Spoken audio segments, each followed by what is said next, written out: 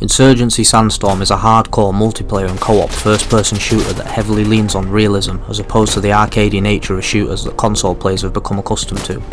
In a market dominated by giants such as Call of Duty, Battlefield and Fortnite, Insurgency stands apart and produces spectacular gameplay and a level of immersion rarely found in the shooter market on consoles. With the cracking of gunfire whizzing past your head, bullets flying through the walls around you and the groans of friendlies and foes alike perishing nearby, you will be fully immersed in the fictional war that Insurgency is trying to portray. Spectacular sound design, smooth animations and a meticulous attention to detail in the weapon models and ballistics culminates in an experience that only lends to reinforce that immersion. The absolute standout selling point of this game is the way the developers handled the gunplay, which is second to none within the genre. Weighty guns that pack a serious punch, an apparent lack of hit indicators, prevalent recoil that can be managed with enough practice, and an exceedingly fast time to kill make for the most satisfying of feelings when you drop enemy players. A particularly neat feature is that every bullet counts. Every magazine is a completely separate entity, which means upon reloading, the leftover ammo in the mag is kept for later. However, you can discard the magazine for a faster reload, but at the cost of losing that ammo.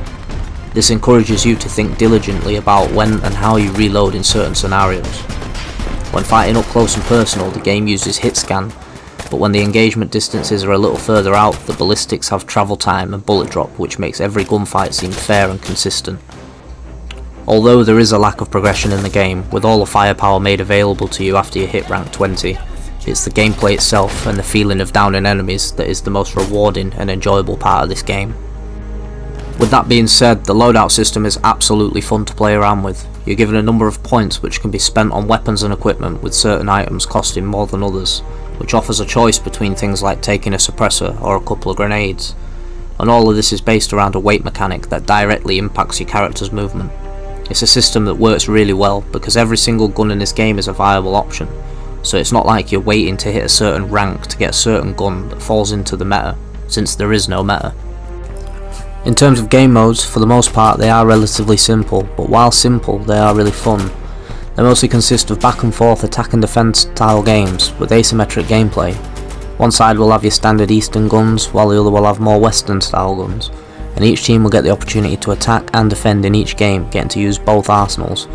This applies to the commanders as well, which is a class that's capable of calling in support, which is very much akin to kill streaks from Call of Duty. However, these support options, which include helicopters and strafe runs for the security team, and chemical attacks and bombing runs for the insurgents, do not require you to dominate the server and rack up huge kill streaks. They just require a commander and an observer who can work together well, and you'll be able to call in these powerful assets for your team. Which leads me to team play. Pick your role, grab your headset and prepare to engage in battle with your team. Team play and communication here is absolutely essential. Mics are not required but are definitely advantageous. Having a team that communicates well will make life so much easier, and more often than not be one of the key components in a team winning the match.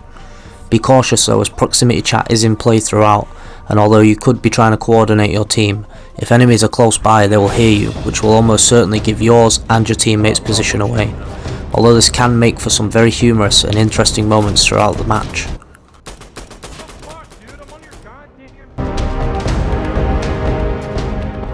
Having been released a few months back, this title has undergone a few updates since its launch to the console systems, and has sought out to fix what was a bug-ridden mess that was poorly optimised. However, the updates have fixed the game-breaking bugs and a lot of the annoying but not completely busted ones, as well as having added more content into the game. There are currently 15 maps to play through, with all of them delivering a unique aesthetic in different locations in the Middle East. The one thing I would love to see changed, especially since the maps are so large, is the player counts for the servers.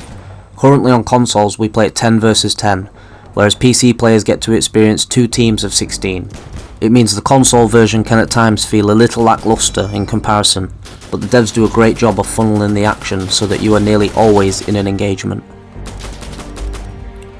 In conclusion, Insurgency Sandstorm is an excellent first-person shooter with huge potential to grow on console, and with the way the FPS market has gone over the last few years, is definitely a breath of fresh air in an otherwise stale genre of games.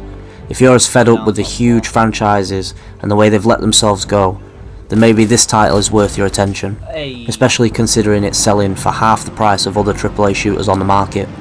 Not quite a masterpiece, but a solid FPS that is currently the best we have on console with the potential to be even better.